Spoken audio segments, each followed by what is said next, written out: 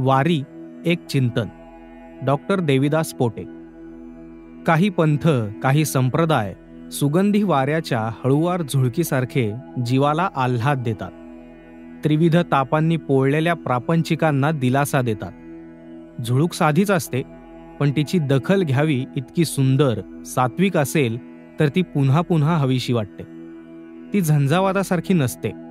आपलं घरदार आणि विचारसुद्धा उद्ध्वस्त न करता जगण्याला उत्साह देते. ती कुठून येते कळत नाही, ती कुठे जाणार ठाऊक नसते, तरीही तिच्याशी आपलं नातं जुळतं. महाराष्ट्रातील आध्यात्मिक परंपरेत नाथ, दत्त, महानुभाव, रामदासी असे अनेक संप्रदाय निर्माण झाले.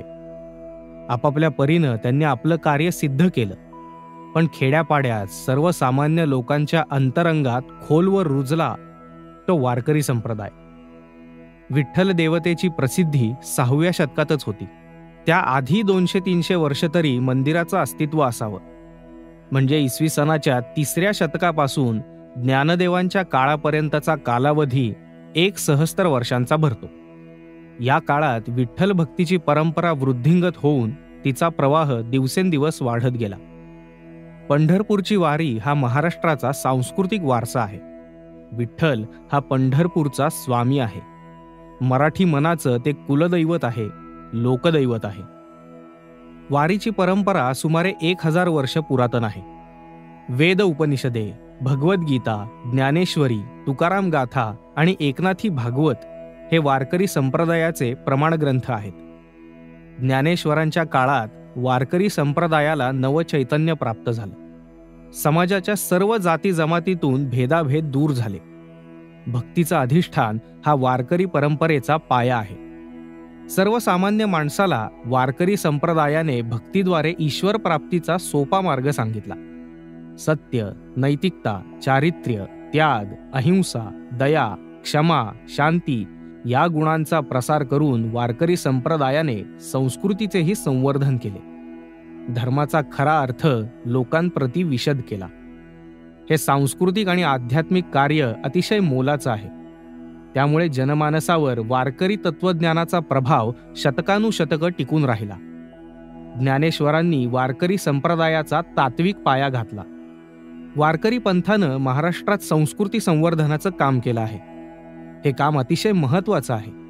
सात्विक, शुद्ध आचार विचार हे तत्व असणाऱ्या या संप्रदायाद्वारा संतांनी समाजात नीतिमत्ता राखून ती वाढीस लावली. यामुळे दया, क्षमा, शांती या उदात्त तत्वाबरोबर सत्य आणि अहिंसा या तत्वांच्या आधारे चारित्र्य संपन्न समाज जीवनाची निर्मिती होण्यास मदत झाली. वारकरी संप्रदायाचा उगम पुंडलिक या महान भक्तापासून झाला असं मानण्यात येतं. भगवद्गीता, ज्ञानेश्वरी, तुकाराम गाथा, भागवत, अमृतानुभव, नामदेव गाथा अशा ग्रंथांनी भक्तिमार्गाचा पुरस्कार केला. याशिवाय सर्व संतांनी पौराणिक कथा, दंभाचार, अनिष्ट रूढी, दोषदर्शन, आत्मचिंतन, उपदेश अशा विषयांवर अभंग रचना करून लोकप्रबोधनाचं मोठं काम केलं.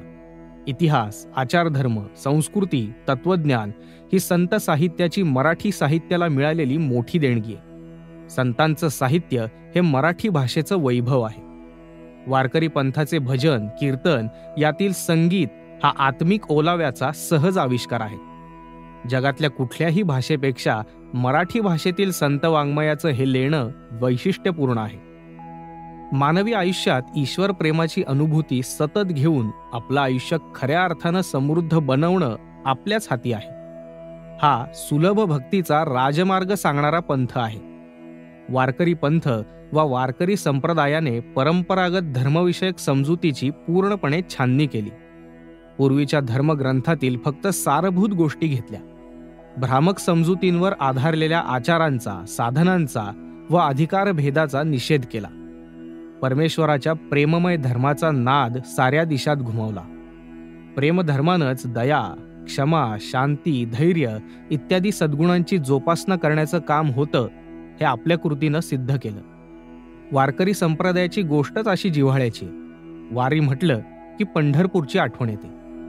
मायबाप पंढरीनाथ थकवतो. ज्ञानोबा माऊली तुकाराम हा गजर आठवतो. चंद्रभागेचे वाळवंट डोळ्यासमोर उभे राहते. जे वारीला जातात त्यांच्या भाग्याचं अप्रूप वाटतं. जन्मांतरी शुद्ध नाही आचरण, यालागी चरण अंतरले. ही वास्तवता काळीच कुरतडते. जन्मा आलो त्याचे, आजी फळ झाले साचे. तुम्ही सांभाळिले संती, भय निरसले संती. कृतकृत्य झालो, इच्छा केली ते पावलो, असं तुकोबाराय म्हणतात. जन्मा येणे घडे पातकांचे मूळ. हे म्हणणं पटलं तर प्राप्त जन्माचं सार्थक व्हावं म्हणून काय आणि किती प्रयत्न करतो आपण. जन्मा आलियाचा लाभ काय? पद्मनाभाचं दर्शनही घेता येत नाही. अशा अनेक प्रश्नांनी अस्वस्थ होणं वेगळं आणि जन्ममरणाची विसरलो चिंता असं उद्गारण्याची शुभवेळ येणं वेगळं.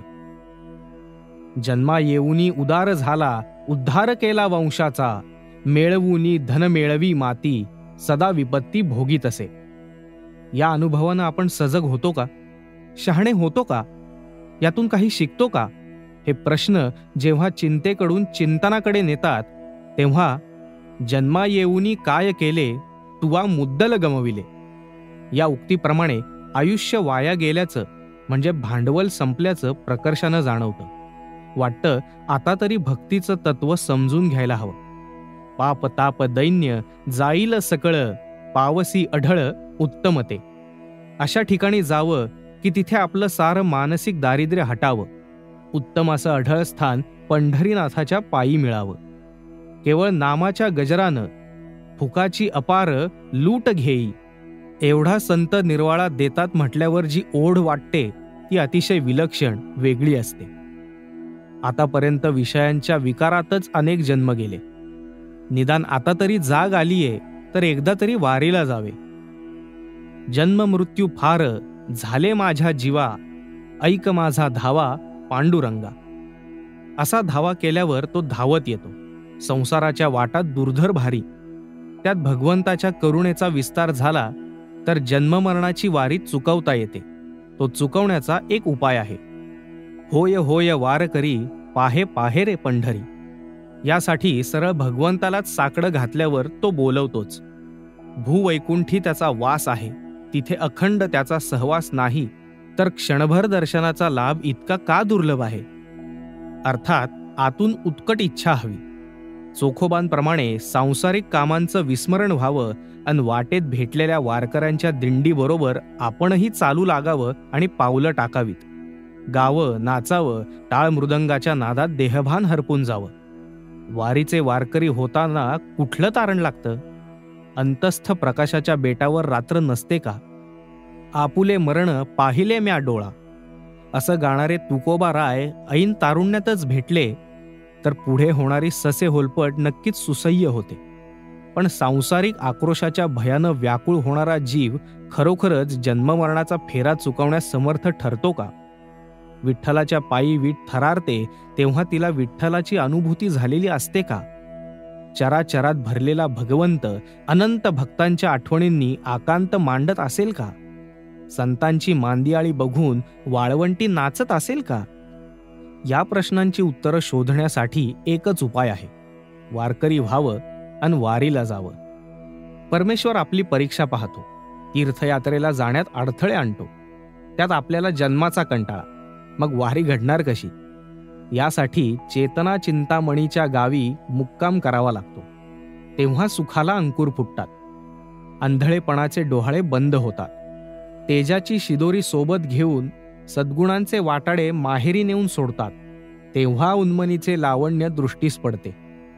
तुर्येचे तारुण्य रक्तात सळसळू लागते. प्रीतिरसाचा भाव उमजतो आणि निगर्वांच्या गौरवात धन्यता वाटू लागते. नकळतपणे सर्वज्ञतेचा ओलावा आपल्या आतल्या पाषाणाचा कोरडेपणा घालवतो.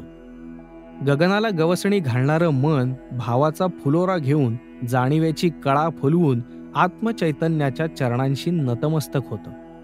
बुद्धीला लागलेली कल्पनेची झोप उडते आणि ज्ञानाची पहाट फुलू लागते. ईश्वराच्या ऐश्वर्याची आणि त्याच्या कृपादृष्टीची झळाळी बघून स्वप्रकाशाला दैवी कांती चढते. अंकप्रभेची नवलाई कळते. तेजाची अशी दिवे लावणी झाल्यावर पूर्णतेचा हवा हवासा परिणाम साधला जातो आणि शून्य महाशून्यात पार बुडून जातो. ज्ञानामृताच्या जान्हवी काठी अनुभव वेडा होतो. सुखाचा सुगंध पसरतो, वाचा सुद्धा वितळून जाते आणि भक्तिमय प्रीतीची जातच अशी असते की लौकिकाची लाज सोडून गाऊ लागते, जय जय राम कृष्ण हरी, जय जय राम कृष्ण हरी. ज्ञानेश्वरांच्या उपमा अलंकारांनी आयुष्याला आध्यात्मिक आभूषणं लाभतात. एकनाथांचं एक एक भारूड मनावर गारूड करतं. नामदेवांच्या भोळेपणाला आपली निरागसता बिलगते आणि तुकोबांची वाणी मनाच्या भटक्या वृत्तीला वठणीवर आणते. संत साहित्याच्या सागरात ज्ञानाच्या लाटा उसळतात.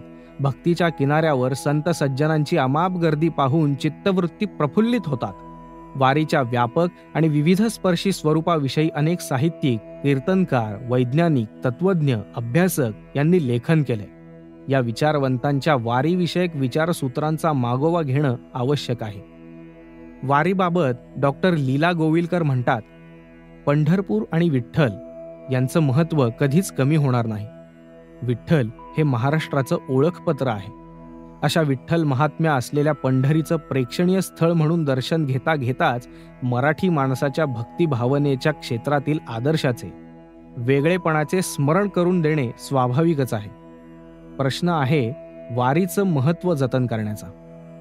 ज्या वारीच्या वाटेनं मराठी मनानं आतापर्यंत संस्कृतीचं जतन केलं, साहित्याचं संवर्धन केलं, स्वतःच्या देहमनाला घडवलं, त्या वारीच्या पाऊलखुणा आजच्या सुशिक्षित, शहरी, संस्कारित अशा समाजाच्या मनात जतन व्हायच्या असतील तर काही प्रयत्नांची कास धरणं आवश्यक आहे. आजही महाराष्ट्रात विठ्ठला इतकंच वारीचं स्थानही असाधारण आहे. प्राचार्य शिवाजीराव भोसले म्हणतात, पंढरीची वारी हे महाराष्ट्राचं ऐश्वर्य आहे. भेदातील जीवनाची ती एक गतिमान आवृत्ती आहे. वारी हे मूलतः एक व्रत आहे. तिला दैवी गुणसंपदेचे अधिष्ठान आहे. वारी हा तीर्थरूप महाराष्ट्राचा वडिलार्जित वारसा आहे. डोईवरचं आकाश आणि मनातील देवयोनीशी प्रवाह झालेलं पसायदान म्हणजे वारी. खरोखर वारकरी धर्माची आचारसंहिता नागरिकत्वाची उंची वाढवणारी आहे. पंढरीची वारी हे महाराष्ट्राचं, मराठी संस्कृतीचं ऐश्वर्य आहे. वारी या तीर्थरूप महाराष्ट्राचा वडिलार्जित वारसा आहे. मूलतः वारी हे वारकऱ्यांचं एक व्रत आहे. तिला दैवी गुणसंपदेचं अधिष्ठान आहे. पायाखाली धरती, डोईवरचे आकाश आणि मनात विठ्ठल देवता यांसह प्रवाही झालेलं पसायदान म्हणजे पंढरीची वारी. वारी हा कृषीजन संस्कृतीचा सोहळा आहे. हे तत्व मांडताना डॉक्टर सदानंद मोरे म्हणतात, कृषी हा भारतीय अर्थ आणि समाज व्यवस्थेचा कणा होता. त्यामुळे बाकीचे बलुतेदार, व्यवसाय किंवा गावगाडा हे शेतीभोवतीच फिरत होते. समाजातले बलुतेदार हे शेतीशी संबंधित उद्योग करत. शेतीची अवजारं तयार करणारे सुतार, नाडा किंवा कासारा तयार करणारे मातंग यांचे उद्योग शेतीभोवती केंद्रित होते. ही शेती अशा प्रकारे इतर व्यवसायांचा आधार बनली होती. हीच शेती पावसावर अवलंबून होती. हा पाऊसही अनिश्चित असल्यानं तिचं स्वरूपही काहीसं अनिश्चित राहिलं. पाऊस 4 वर्ष पडला तर पुढची 2 वर्ष पडेल याची खात्री नव्हती. या सर्वातून माणसाच्या जीवनात आलेली अनिश्चितता आणि या परिस्थितीला तोंड देण्यासाठी लागणारी जी तात्विक भूमिका लागते ती तयार करण्याचं काम संप्रदायानं केलं. विशेष म्हणजे शेतकऱ्यांबरोबरच गावगाड्यातल्या बलुतेदारांचाही या संप्रदायाची भूमिका ठरवण्यात मोठा वाटा होता.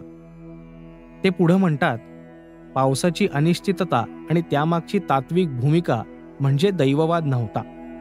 शहरी बुद्धिवादी वर्गाला हेच समजलं नाही. कारण शहरी जीवनात अडकलेल्या या वर्गाला त्याचा पूर्ण अंदाज नव्हता. रिकामा वेळ असणारे लोक पंढरीच्या वारीला जातात असाच समज त्यांच्यात रूढ झाला होता.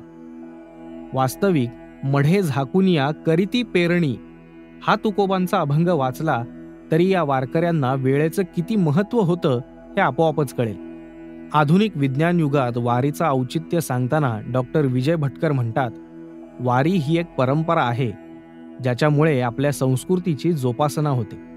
कसल्याही प्रकारचे शासकीय अथवा अधिकाधिक स्वरूप नसलेली वारी ही केवळ जनसामान्यांनी जागृत ठेवलेली एक परंपरा आहे.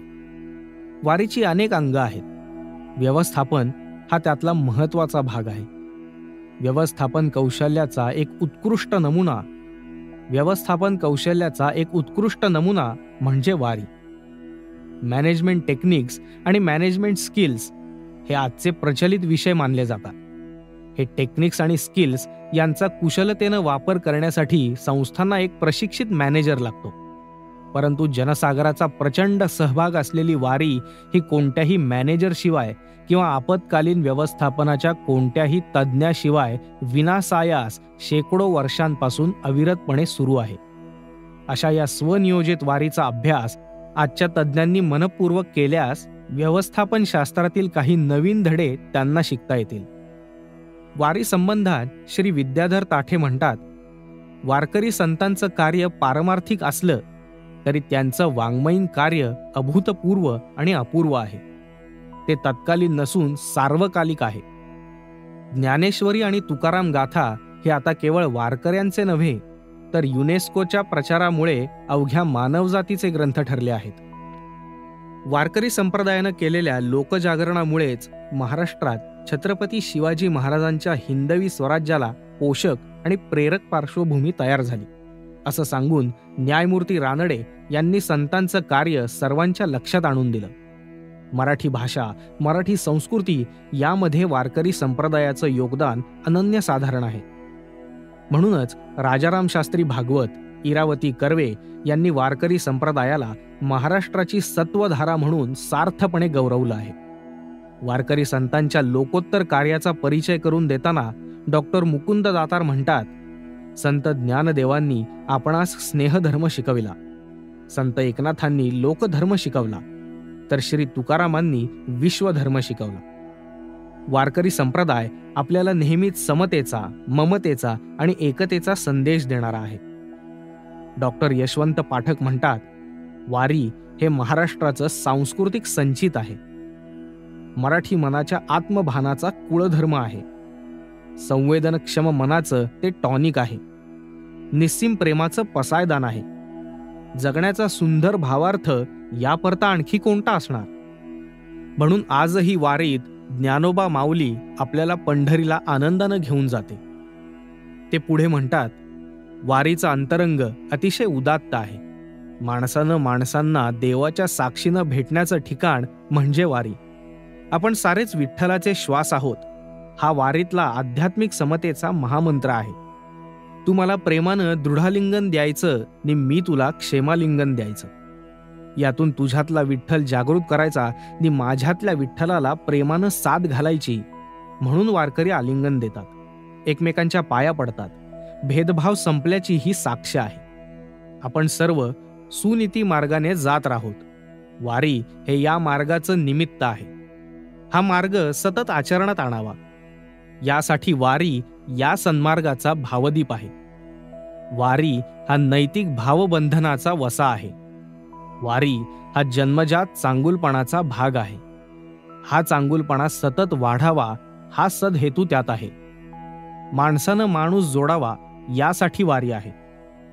वारकरी या संकल्पनेविषयी प्राध्यापक शन.वा. तथा मामासाहेब दांडेकर म्हणतात, वारकरी होणं म्हणजे संतांनी घालून दिलेलं ईशसेवामय जीवन व्यतीत करण्याचं व्रत घेणं होय. श्री बा.र. सुंठणकर म्हणतात, अभंगवाणी स्वतःचा नामनिर्देश करणं म्हणजे मानवातील व्यक्तिमत्वाचा आविष्कार होणं होय. मानवातील अस्मिता जागी झाल्याचं ते लक्षण आहे. डॉक्टर रावसाहेब कसबे यांनी म्हटलं, कर्मकांडापासून दूर राहून अंतःकरण शुद्ध राखणं, सद्वर्तन ठेवणं अशा अतिशय साध्या गोष्टींमुळे माणसाचं जीवन सार्थ होऊ शकतं, अशी संतांची शिकवण होती. या शिकवणुकीनंच माणसाला जगण्याचं बळ दिलं. म्हणून विठ्ठल हा भाविकांच्या अस्तित्वाचाच एक भाग बनून गेला आहे. पंढरपूरच्या विठ्ठलाच्या पायाखालील वीट अतिशय महत्वाची आहे. विठ्ठल हा एकमेव देव असा आहे की तो निःशस्त्र आहे. त्याच्या पायाखाली फक्त एक वीट आहे. या विटेमागे आध्यात्मिक अर्थ दडलेला आहे. याबाबत प्राचार्य डॉक्टर द.ता. भोसले म्हणतात, वीट दुहेरी काम करते. ती भिजते आणि आपल्या मनाचं बांधकाम करते. संसाराचा वीट आला तरी हरिनामाचा वीट ती येऊ देत नाही. विठुरायाच्या पायाखालची वीट आपणाला असा भावार्थ सूचित करते की आपला देह हा मातीपासून निर्माण झालाय आणि तो शेवटी मातीत विसावला जाणार आहे. म्हणून या मातीचं विस्मरण होता कामा नये. जीवनाचं क्षणभंगुरत्व विसरता कामा नये. फार तर ती भाजून घ्यावी, म्हणजे काम, क्रोध, मद, मोह, आसक्ती, भोग या विकारांना काबूत ठेवून जगावं. हा संदेश ती वीट देत असावी. याची उपासना करताना कुठलाही डामडौल लागत नाही. वारी म्हणजे काय? डॉक्टर रामचंद्र देखणे यांनी म्हटलं, वारी हा भगवत भक्तीचा नुसता आविष्कार नसून भक्तिप्रेमाची अनुभूती घेण्याची ती सहज स्थिती आहे. साहित्य सम्राट आचार्य आत्रे यांनी आषाढस्य प्रथम दिवसे या पुस्तकात लिहिलंय की महाराष्ट्राचा देव विठोबा, मोक्षपीठ पंढरपूर आणि आषाढी कार्तिकीची वारी हाच महाराष्ट्राचा धर्म. मराठी जनतेच्या जीवनात दोनच सण आहेत, एक आषाढी आणि दुसरी कार्तिकी. पण हे सण भोजनाचे नव्हे तर ते भजनाचे आहेत. या दोन सणांना अपूर्व सोहळा पंढरीस पाहायला मिळतो. चंद्रभागेच्या वाळवंटात विठ्ठल नामाचा प्रचंड बाजार भरलेला असतो. वैकुंठीचे सर्व केणे तेथे या दिवशी आलेले असते. कैवल्याच्या राशी येऊन पडतात. मोक्षाची पर्वणी होते. पंढरी ही महाराष्ट्रातल्या सर्व वारकऱ्यांची मिरास आहे. आळंदी हे ज्ञानपीठ आहे. पंढरपूर हे योगपीठ आहे. ज्ञानपीठ, योगपीठ यांना जोडणारं वारी हे प्रेमपीठ आहे. पंढरीची वारी म्हणजे प्रेमाची देवाणघेवाण. पंढरीत आल्यावर विठुरायाच्या भेटीत हे प्रेम वारकऱ्यांच्या अंतरंगात साठवलं जातं. तेच प्रेम वारकरी इतरांना वाटत राहतो. निरागस प्रेमाची देवाणघेवाण चालू असते. पांडुरंगाचं प्रेम हृदयात साठवूनच वारकरी पंढरीचा निरोप घेतो. ते पुढे म्हणतात, अशी ही पंढरीची वारी म्हणजे साऱ्या महाराष्ट्राला ढवळून काढणारा एक विराट आनंदोत्सव होय. सर्वांना सामावून घेणारा एक व्यापक भक्तिप्रवाह आहे. इथे कुणीही लहान किंवा मोठा नाही. सर्वजण आपले अहंकार विसरून एकाच विठ्ठलाचं गीत गातात. सर्वजण मिळून फक्त संतांचा जयघोष करतात. केवळ पंढरीतच नव्हे तर आपापल्या गावी गेल्यावरही लोक विठ्ठलाला विसरत नाहीत. प्रत्येक कृतीत विठ्ठलाला पाहिलं जातं. प्रत्येक कृती ही त्या विठ्ठलाची पूजा आहे. विठ्ठलच आपल्या आत आणि बाहेर व्यापला आहे. प्रत्येक जीवाची आकृती आहे, हे त्याचंच प्रकट रूप आहे. या भावनेनं प्रत्येक वारकरी विठ्ठलाशी तद्रूप होऊनच जगत असतो. हा व्यापक प्रेमभाव निर्माण करणारी पंढरीची वारी म्हणजे संतांनी दिलेलं एक अक्षय वरदानच आहे. प्राध्यापक मिलिंद जोशी यांनी वारीविषयी म्हटलं, दिंड्या पताका घेऊन टाळ मृदंगाच्या गजरात ज्ञानोबा तुकोबांचा जय जयकार करत वारकरी पंढरीच्या दिशेनं निघतात. कोणतंही निमंत्रण न पाठवता, फोन न करता लाखो वारकरी एकाच वेळी एकाच ठिकाणी जमा होतात आणि विठुरायाच्या ओढीनं पंढरीची वाट चालू लागतात. हा सारा प्रवास अतिशय शिस्तबद्ध असतो. ही शिस्त स्वप्रेरणेतून आलेली असते. सद्भावना आणि सद्वर्तन यांच्या माध्यमातून विठ्ठल हे ध्येय वारकऱ्यांना गाठायचं असतं. ज्या सोहळ्यात लक्षावधी लोक सहभागी झालेले असतात तिथे व्यवस्थापनाचा खरा कस लागतो. उत्कृष्ट व्यवस्थापनाचा उत्तम नमुना म्हणून वारीकडे पाहावं लागेल. ज्येष्ठ संशोधक डॉक्टर रा ची ढेरे यांच्या मते वारी हे अलौकिक आणि अद्भुत भक्तिनाट्य आहे. 18 पगड जातींमध्ये विभागलेला समाज संतांनी वारीच्या माध्यमातून विठ्ठल नावाच्या ध्वजाखाली एकत्र आणला. मानव ही जात आणि मानवता हाच धर्म हा विचार रुजवला. जातीभेदाच्या चौकटी नष्ट केल्या. राष्ट्रीय एकात्मतेच्या पुढे जाऊन वैश्विक एकात्मतेची कल्पना मांडली. संतांचं हे काम क्रांतिकारी आहे. वारी हे जसं अलौकिक भक्तीचं प्रतीक आहे तसंच ते शांतीचंही आहे. वारीतून समाजदर्शन आणि आत्मदर्शन घडतं. ज्यांना ते घ्यायचं आहे त्यांनी होय होय वारकरी पाहे पाहे रे पंढरी या तुकोबारायांच्या भूमिकेचा विचार करायला हवा. त्यासाठी वारकरी होऊन एकदा तरी वारी अनुभवायला हवी. डॉक्टर मंगला सासवडे म्हणतात, वारी ही कायिक, वाचिक आणि भावनिक अशा त्रिविध स्वरूपाची वैयक्तिक आणि सामूहिक तपश्चर्याच आहे. अखंड 20-22 दिवस, महिना दीड महिना पायी चालणं हे एक व्रतच असतं. ऊन पावसाची, थंडी वाऱ्याची पर्वा न करता सारं सोसत हे वारकरी चालत असतात. स्वयंस्फूर्तीनं, स्वयंप्रेरणेनं. पायाचं चालणं, हाताचं टाळी वाजवणं, कानानं श्रवणभक्ती, मुखानं अखंड हरिनाम आणि मनानं तर माऊलीमय विठ्ठलाच्या ओढीची तळमळ, संतांचा सहवास अशी ही साधना असते. वैयक्तिक शुद्ध आचरण, सदाचार, गळ्यात तुळशीची माळ, एकादशी, दररोज नित्यपाठ, हरिपाठ, ज्ञानेश्वरी इत्यादी वाचन मनन चालूच असतं. प्रवचन, कीर्तन, भजन, मनन, चिंतन अशा विविधांगांनी ही साधना स्वयंशिस्तीनं चालू असते. ही वारी शेकडो वर्ष अखंड करणारी घराणी आहे. वारकरी हे व्रत, तप अखंड करीत आला आहे. स्वातंत्र्य, समता, बंधुभाव आणि मानवता या आध्यात्मिक लोकशाहीचं, संघटन शक्तीचं, विश्व कल्याणाचं चालतं बोलतं विद्यापीठ म्हणजे ही वारी असते. अशी ही वारी महाराष्ट्राचा स्वाभिमान आहे. भक्ती ज्ञानाची तेजस्वी परंपरा आचंद्र सूर्य उजळत प्रकाश देत राहणार आहे. निवृत्त विक्रीकर सह आयुक्त डॉक्टर GS काळे म्हणतात, अलीकडेच शास्त्रज्ञांना गॉड पार्टिकल सापडल्याचं प्रसिद्ध झालंय. परंतु आमच्या संतांना गॉड पार्टिकल फार वर्षांपूर्वीच सापडलाय याची प्रचिती संतांकडे पाहिल्यावर येते.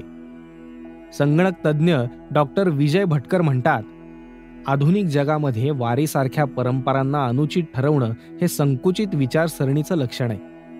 असा प्रश्न जर विचारला गेला तर एखाद्या वैज्ञानिकाला नवीन शोध लावल्यानंतर ज्या प्रकारच्या आनंदाची अनुभूती होते तशी वारीमध्ये भाग घेणाऱ्या वारकऱ्याला विठोबाचं दर्शन घेतल्यावर होते काय? याचं उत्तर असंच आहे की विज्ञानातील शोध हे अनेक वेळा पुष्कळ चढाओढीनंतर किंवा एक प्रकारच्या ईर्षेतून घडून आल्याचे दिसून येतात.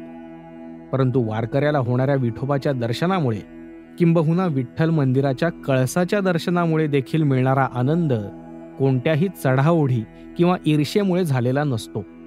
हा केवळ त्याचा आंतरिक आनंद असतो जो कुठल्याही इतर आनंदांपेक्षा श्रेष्ठ ठरतो. विज्ञान, तंत्रज्ञान, अध्यात्म ही सारी ज्ञानाचीच रूप आहेत. अल्बर्ट आइन्स्टाईन, मॅक्स प्लँक इत्यादी वैज्ञानिकांना आपल्या शोधातून ईश्वराचंच दर्शन घडलं. पाश्चात्य माध्यमांनी देखील ईश्वराचं अस्तित्व मान्य केलंय. एका सुप्रसिद्ध अमेरिकन साप्ताहिकानं इसवी सन 1985 मध्ये गॉड इज डेड हा मथळा लिहिलेला लेख लिहिला होता. याच साप्ताहिकानं 10 वर्षांनंतर इसवी सन 1995 मध्ये God is wired within you अशा मथळ्याचा लेख छापून ईश्वराचं आपल्या शरीरातील अस्तित्वच मान्य केलं. वैज्ञानिकांना सुरुवातीपासून ईश्वराच्या अस्तित्वाबद्दल आणि सत्यतेबद्दल संभ्रम पडलेला आहे. परंतु वारीतील सश्रद्ध वारकरी अशा कोणत्याही प्रश्नांच्या नादी न लागता केवळ आत्मिक इच्छेनं आणि वारीतील सहभाग हा ईश्वर दर्शनाचाच प्रत्यक्ष अनुभव असल्याचं प्रमाण धरून त्यामध्ये सामील होतो. संतांनी ईश्वराला त्रिकालाबाधित सत्य मानले. त्यांनी सत्याचं दर्शन घेतलंय. अशा संतांचे पायिक म्हणजेच वारकरी हे देखील ईश्वराची सत्यता आणि अस्तित्व मान्य करून भाविकतेने वारीची मार्गक्रमणा करत असतात. याच संदर्भात आणखी सांगायचं म्हणजे विज्ञान हे देखील श्रद्धेवरच उभं आहे. श्रद्धा म्हणजे सद्धारणा म्हणजेच सत्याचं धारण. याचाच अर्थ श्रद्धा ही अंध होऊ शकत नाही. सखोल अभ्यासांती विज्ञानातील गणितात मांडलेले अनेक सिद्धांत देखील काही एक श्रद्धा गाठीशी ठेवून मांडलेले आढळतात. हीच श्रद्धा आपण ईश्वराच्या अस्तित्वात दाखवली तर ज्ञान विज्ञानाचा एक अनोखा संगम घडल्याचं दिसून येईल. श्री वा ल मंजुळ यांनी वारी संदर्भात परदेशी अभ्यासकांना माहिती देताना म्हटलं, अमेरिकेतील मराठीचा अभ्यासक फिलिप काही वर्षांपूर्वी 25-30 अमेरिकन विद्यार्थ्यांना घेऊन 6 महिने पुण्यात राहिला होता. कै दी बा मोकाशी यांच्या पालखी या ग्रंथाचं इंग्रजीत रूपांतर इसवी सन 1987 मध्ये फिलिपनं केलं. आज एक संदर्भ ग्रंथ म्हणून तो पाश्चात्यांना उपयुक्त ठरलाय. फिलिप म्हणतो, वारी एक बलशाली अस्मिता जागवणारी परंपरा आहे. वारीला ख्रिश्चन चळवळीसारखे टोकाचे स्वरूप आले नाही. वारीत सर्वांना मुक्त प्रवेश आहे. जातीयवाद गाडण्याचा संतांचा वारसा वारीत पुरेपूर जपला आहे. विधी आहे पण त्याचं बंधन नाही. ही सर्वसामान्यांची लोकप्रिय उपासना पद्धती आहे. आध्यात्मिक कल्याणासाठी भौतिक सुखाचा मार्ग कटाक्षाने इथे टाळला आहे हे महत्वाचं. महाराष्ट्राची भूमी ही पुरोगामी आणि प्रबोधनात्मक विचारांना स्वीकारणारी आहे. अन्यायी आणि समाजविघातक रूढी परंपरा यांचं निर्मूलन होणं अत्यंत आवश्यक आहे. ती काळाची गरज आहे. पण विज्ञाननिष्ठेच्या आवरणाखाली सर्वच रूढ सामाजिक, आध्यात्मिक वा भक्तिविषयक परंपरा मोडीत काढण्याचा प्रयत्न करणं हे निरोगीपणाचं आणि सूज्ञपणाचं लक्षण नाही. एका विशिष्ट टप्प्यावर विज्ञानही विश्वातील अनेक गूढ प्रश्नांची उत्तरं शोधण्यात कमी पडतं. असा अनुभव अनेकदा आलाय. त्यामुळे प्रत्येक रूढ संकल्पनेवर अकारण प्रश्नचिन्ह उभं करणं हे योग्य नाही. शिवाय निसर्गाची शक्ती अपरिमित आहे आणि मानवी बुद्धीलाही मर्यादा आहेत, हे वैश्विक सत्य. याकरिता सूज्ञपणाचा आणि विवेकाचा मार्ग म्हणजे दोघांमध्ये योग्य तो सुवर्णमध्य साधणं. विज्ञानातील प्रमेये या सिद्धांत प्रयोगाने सिद्ध होतात. मानवी मनातील भावभावना, भक्तीचा उमाळा, आनंदाचे उन्मेष कुठल्या मापकाने मोजणार? प्रत्येक क्षेत्राचा अवकाश आणि मिती वेगवेगळी असते, याचं भान ठेवणं आवश्यक आहे. विज्ञाननिष्ठ असणं ही अतिशय चांगली बाब आहे, पण भक्तिभावानं मन परिपूर्ण असणं हे अपूर्णतेचं लक्षण आहे, हे ठरवण्याचा अधिकार विज्ञानवादी परंपरेला नाही. मुळात विज्ञान ही बाह्य दाखवण्याजोगी बाब आहे, तर भक्ती व अध्यात्म ही अंतरीची व अनुभूतीची बाब आहे. हा आंतरिक प्रत्यय येणं त्या भूमिकेत आणि त्या पातळीवर गेल्याशिवाय सर्वथैव असंभव आहे. म्हणून पंढरपूरची वारी वारकऱ्यांना भक्तिभाव याबाबत बुद्धिवादी वर्गाने त्यांच्या बाबतीत वा खुळेपणाचा सवंग शिक्का मारू नये असं वाटतं. अभ्यासोनी प्रकटावे असं समर्थांनी म्हटलंय. ज्या विषयाचा आपला अभ्यास नाही वा ज्या विषयाची आपल्याला सुयोग्य आणि सखोल जाण नाही त्याबाबत अधिकारवाणीने बोलणं हे निरोगी विचारसरणीचं लक्षण आहे. प्रत्येक गोष्ट विद्वत्तेच्या पातळीवर तपासली जाणं केवळ अशक्य आहे, अयोग्य आहे. जी बाब शब्दातीत आहे ती शब्दात मावेलच कशी असा तर्कशुद्ध विचार करणं आवश्यक आहे. खरं तर विज्ञान आणि अध्यात्म यांचे अनुबंध एकमेकांशी निगडीत आहेत. ते परस्पर पूरक आहेत.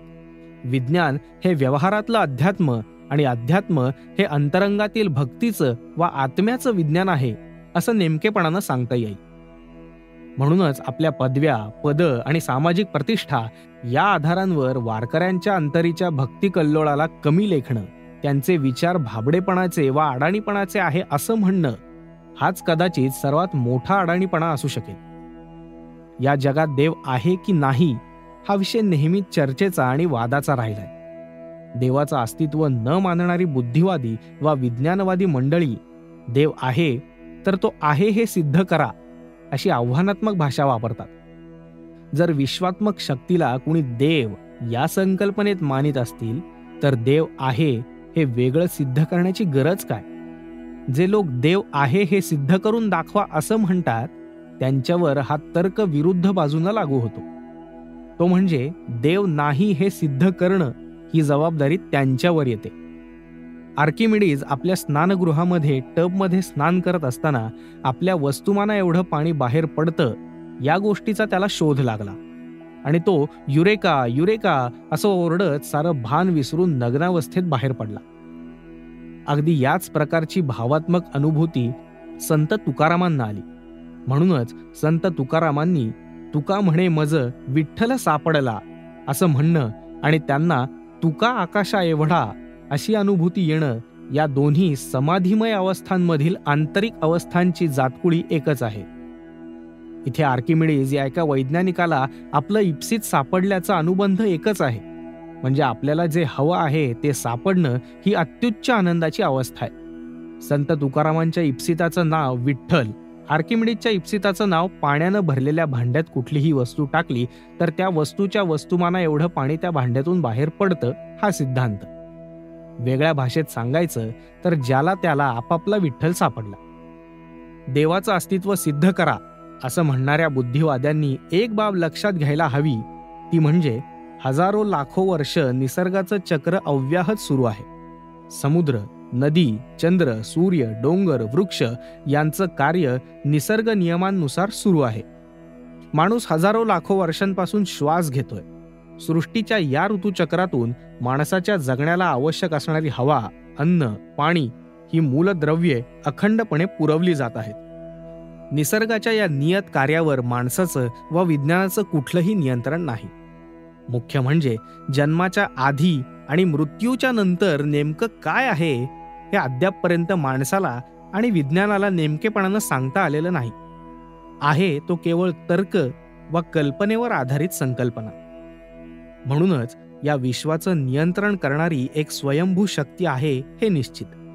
कुणी तिला निसर्ग म्हणतो, कुणी आपल्या धर्माप्रमाणे देव, अल्ला, येसू व अन्य नावाने संबोधतो. मग या शक्तीला वारकरी भक्ताने विठ्ठल या नावानं पुकारलं तर त्यात गैर काय? वारकऱ्याला ध्यास असतो तो आपल्या विठू माऊलीला भेटण्याचा. वारीच्या वाटचालीत सहजीवन, सहभोजन, शिकणं, शिकवणं, निसर्गाची विविध रूपं पाहणं, सुरांचा व संगीताचा आस्वाद घेणं आदी अनेक बाबी सहजपणे घडतात. गरजूंना मदत करणं, सहकार्य करणं, इतरांच्या त्रासांबाबत संवेदनशील असणं, अशा विविध प्रकारच्या कृती घडतात. स्त्री पुरुष, जातपात व गरीब श्रीमंत असे वरवरचे सारे भेद इथे गळून पडतात. समानता हे मूल्य वारीत सहजपणे आचारलं जातं. सारे एकाच भक्तिवाटेचे वाटसरू, एकाच विठुरायाची लेकरं, त्याच्या भक्तिरंगाच्या पालखीचे भोई. वारकरी दया, क्षमा, शांती, माणुसकी, परोपकार, सात्विकता या मानवी मूल्यांची जपणूक आणि आचरण करतो. परस्त्री माते समान मानणं हे वारकरी परंपरेतील महत्वाचं ब्रीद आहे. तीर्थयात्रा आणि वारी यात फरक आहे. तीर्थयात्रेत अनेक प्रकारच्या धार्मिक विधींचा समावेश असतो. तीर्थयात्रेत कुलधर्म वा इतर विधींचं पालन करून पुण्यप्राप्ती वा मोक्ष मिळण्याची अपेक्षा असते. वारीत मात्र कुठल्याही प्रकारच्या धार्मिक विधींचं अवडंबर नसतं. मनोभावे केलेलं नामस्मरणही विठ्ठलाच्या कृपाप्रसादासाठी पुरेसं असतं. विठ्ठलाचं कृपाछत्र सतत लाभावं हीच वारकऱ्याच्या अंतरीची तळमळ असते. योगीजन ध्यानधारणा वा तप करतात ते जन्ममरणाच्या चक्रातून सुटका व्हावी, मोक्ष वा मुक्ती मिळावी यासाठी. मात्र विठ्ठलाची सेवा जन्मोजन्मी लाभावी म्हणून संतांनी मोक्षही नाकारला. संत तुकारामांनी देवाकडं मागणं मागताना आपल्या एका अभंगात म्हटलं, हेची दान देगा देवा तुझा विसर न व्हावा, तुका म्हणे गर्भवासी सुखे घालावे आम्हासी. विठ्ठलाच्या भक्ती सुखापुढे आम्हाला मोक्षाची काहीच मातबरी वाटत नाही असं संत नामदेवांनी म्हटलंय. मोक्ष मागेल तो भिकारी किंवा देवापाशी नाही मोक्षाचे गाठोडे अशा शब्दात संतांनी आपली मोक्षाविषयीची भूमिका मांडली. वारी ही महाराष्ट्राची लोकधारा आहे, सांस्कृतिक परंपरेचा आत्मा आहे. पुढच्या हजारो वर्षांपर्यंत ही परंपरा अखंडपणे चालू राहणार आहे हे त्रिवार सत्य आहे. वारीचं मर्म मनःपूर्वक आणि सकारात्मकतेनं समजून घेतलं की वारीचा गाभा कळतो, भक्ती तत्वाचा आत्मा गवसतो.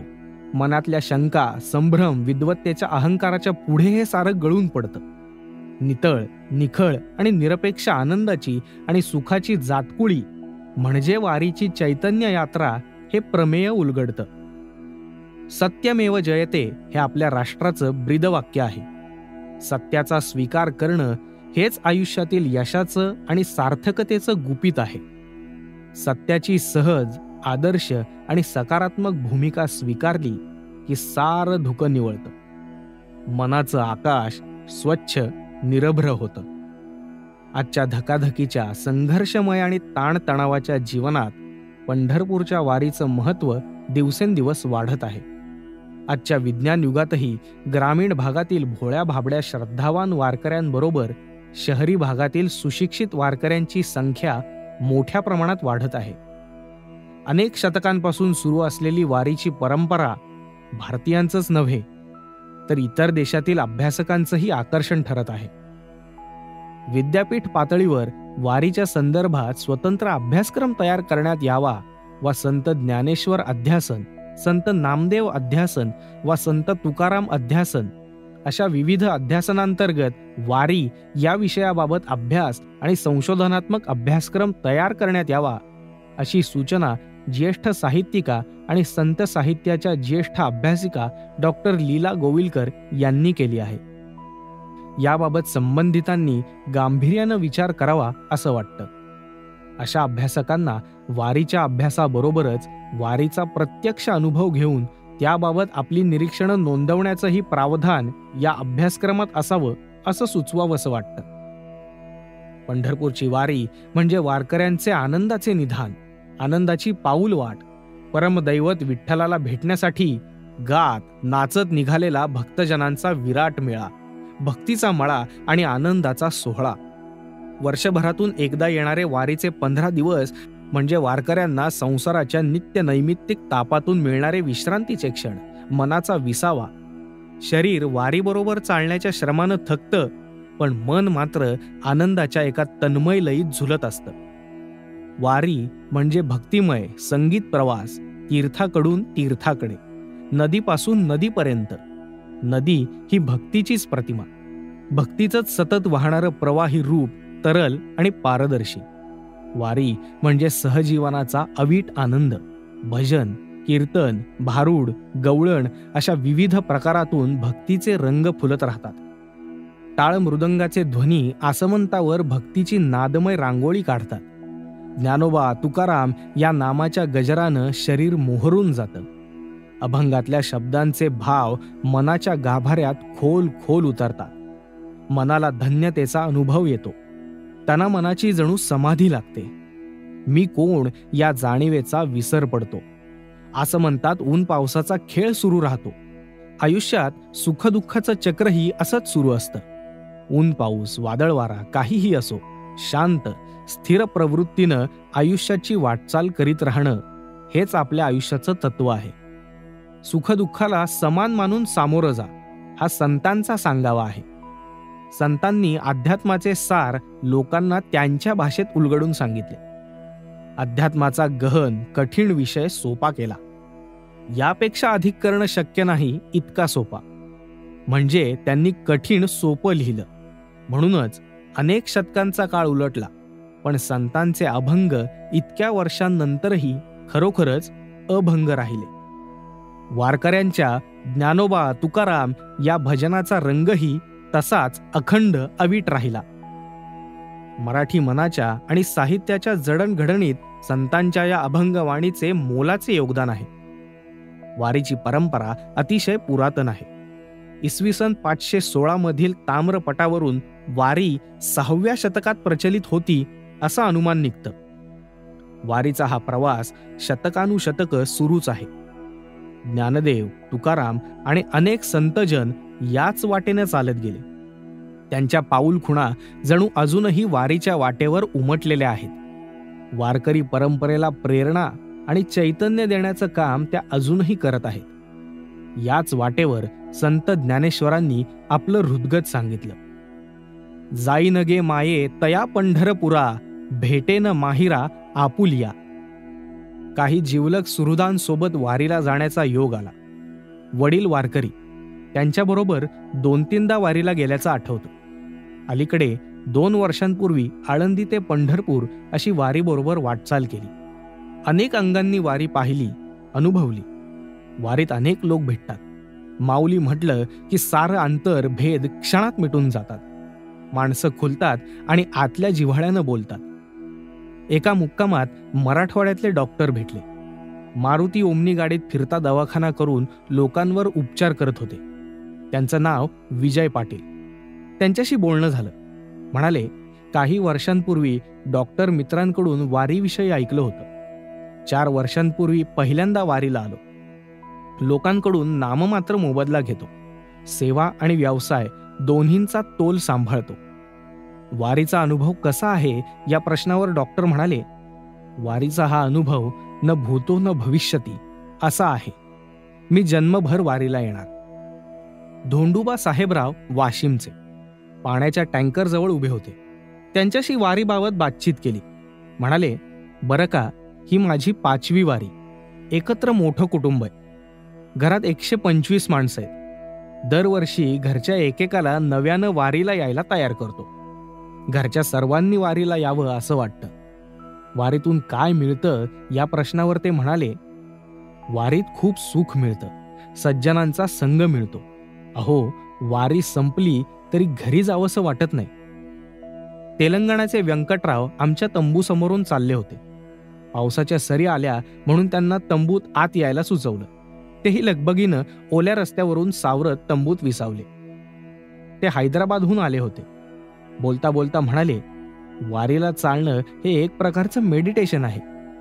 तन मन धनानं मनापासून वारी करावी. जमेल तेवढी सेवा करावी. आपल्या विचारात आपोआप परिवर्तन होतं.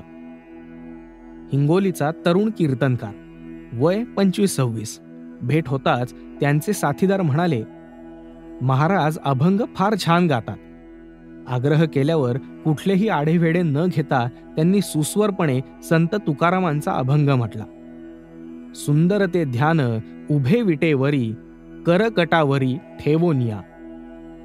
अभंगाचे सूर वातावरणात भिनत होते. विटेवरचं सुंदर रूप डोळ्यांसमोर उभं करण्याची ताकद त्या सुरांमध्ये आहे असा विचार मनात आला. त्यांनी पुढं म्हटलं, मला पूर्ण ज्ञानेश्वरी तोंडपाठ करायची, त्याशिवाय उसंत घ्यायची नाही. त्यांचा दृढ निश्चय त्यांच्या रेखीव गोऱ्या चेहऱ्यावर उमटला होता. अल्पकाळातच ते आपला संकल्प पूर्ण करणार याबाबत सर्वांचीच खात्री पटली. कुतूहलानं त्यांचा फोन नंबर डायरीत लिहून घेतला. उषाताईंची भेट झाली. वारकरी संप्रदायाचे अध्वर्यू मामासाहेब दांडेकर त्यांचे मामा. त्या पुण्याला राहतात. वारी संबंधी बोलताना त्या म्हणाल्या, वारी हा अनुभवण्याचाच विषय आहे. वारीतले अनेक किस्से त्यांनी सांगितले.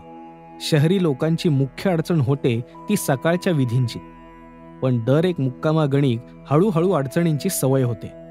शेवटच्या मुक्कामापर्यंत तर आरंभाला जो त्रास होतो तोही आपण विसरून जातो.